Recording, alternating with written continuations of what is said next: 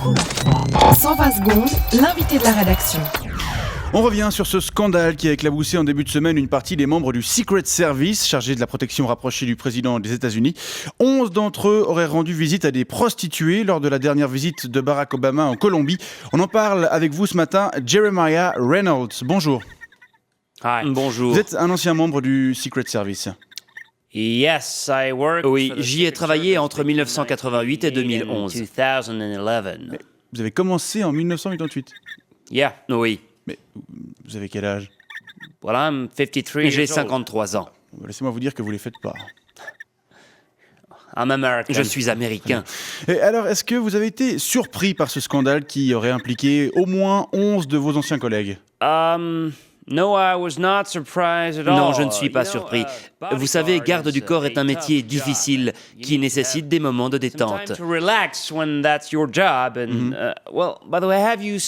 Avez-vous vu le film Bodyguard avec Kevin Costner et Whitney Houston? Non. Whitney Houston était une grande artiste et c'est un drame qu'elle nous ait quittés si vite. C'est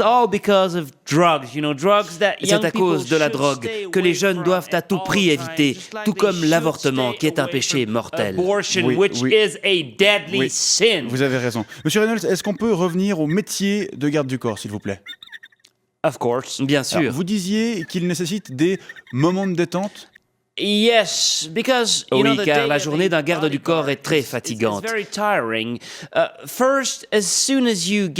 D'abord, il y a les piqûres dès le lever du lit. Des piqûres? Et les piqûres de stéroïdes. Puis il y a la musculation durant 3 heures, ensuite l'entraînement à attendre sans rien faire, et enfin la pratique de faire la gueule, même face à un clown. Et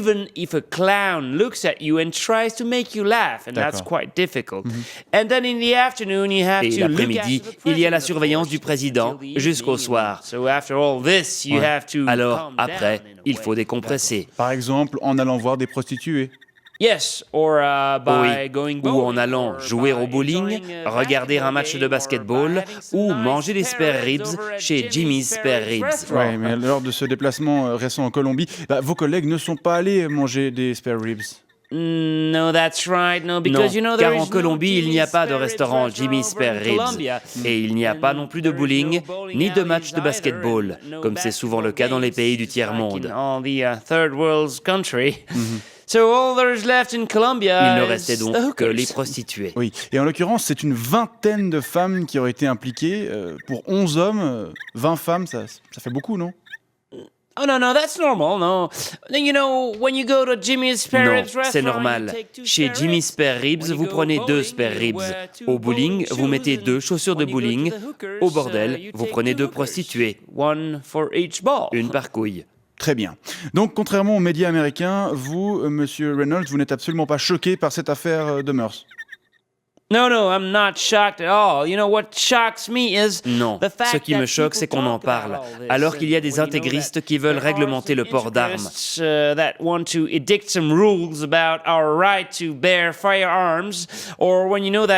des professeurs de biologie qui enseignent la théorie de l'évolution.